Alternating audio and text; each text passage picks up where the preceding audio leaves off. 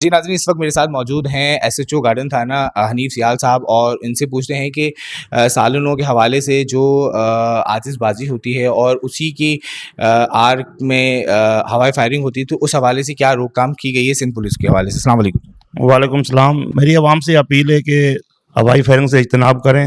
हवाई फायरिंग करना एक जुर्म है और जो हवाई फायरिंग करता हुआ पकड़ा गया उसके खिलाफ इक़दाम कत्ल की दफ़ात शामिल होगी, उसके खिलाफ उसकी कार्रवाई होगी और हरगिज़ हवाई फायरिंग नहीं करें और इसके किसी की जान जा सकती है और जो कि अपनी खुशी की खातिर किसी को जो है ना, किसी की खुशी जो है ना मातम में तब्दील ना करें। बिल्कुल। सर मुझे बताएँ कि गार्डन की हुदूद में क्या-क्या ऐसे नाके लगाए जाएँगे हवाई फायरिंग के हवाले से या नहीं?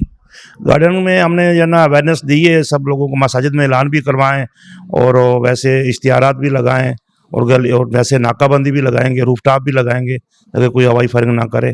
और जो यूनियन है उनको, यूनियन वालों को हमने पाबंद किया कि ताकि रूफटॉप पे किसी को चढ़ने ना दें, वहाँ पे ताला लगा दिए।